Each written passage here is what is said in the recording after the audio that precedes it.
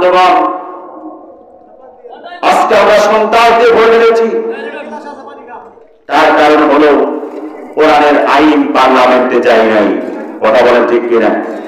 কোরআনের আইন যদি পার্লামেন্টে জারি হতো তাহলে বাংলার জমিনে কোনো জালিম থাকতো না, কোন রাহাজারি থাকতো না, ছিনতাইকারী থাকতো না, চুরি থাকতো না, ডাকাত থাকতো না। কথা বলেন ঠিক কিনা মুসলমান? আমার বন্ধুগণ,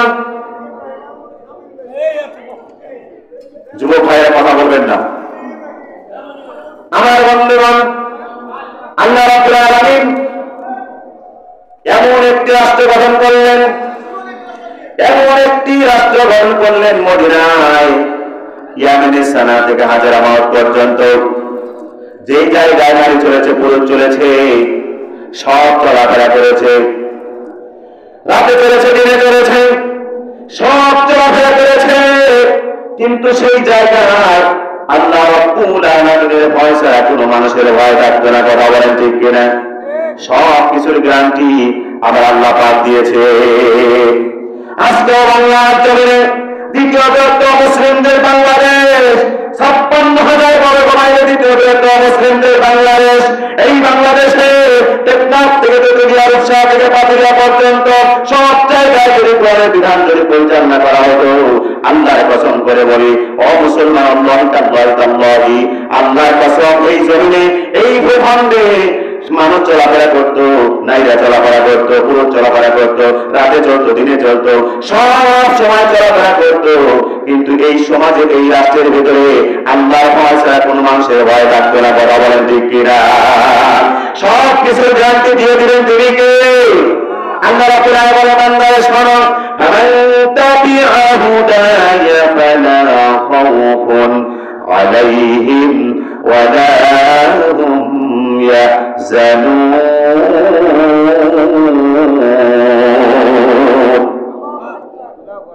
আল্লাহ রাব্বুল আলামিন বান্দারা শোনো, এই কোরআন যদি পরিবার মানো, পরিবার মানা দরকার আছে না নাই? কথা বলেন। এই কোরআন যদি পরিবার মানো, সমাজে মানো, রাষ্ট্রে মানো, সব জায়গায় যদি কোরআন দিয়ে পরিচালনা করো, তাহলে তোমাদের কোনো ভয় নাই, তোমাদের কোনো চিন্তার কোনো কারণ নাই। কিসের ভয় নাই? চুরির ভয় নাই, রাহাজারির ভয় নাই, খুন খারাপের ভয় নাই। ওয়ালা হুম ইয়াহজানুন, কিসের চিন্তা নাই? খাওয়া, পড়া, শিক্ষা, চিকিৎসা, বাসস্থানে কোনো চিন্তা নাই। সব কিছুর গ্যারান্টি আমার আল্লাহ পাক দিয়ে দিবে। আল্লাহু আকবার, লিল্লাহি তাকবীর, নারায়ে তাকবীর। আমার বন্ধুগণ,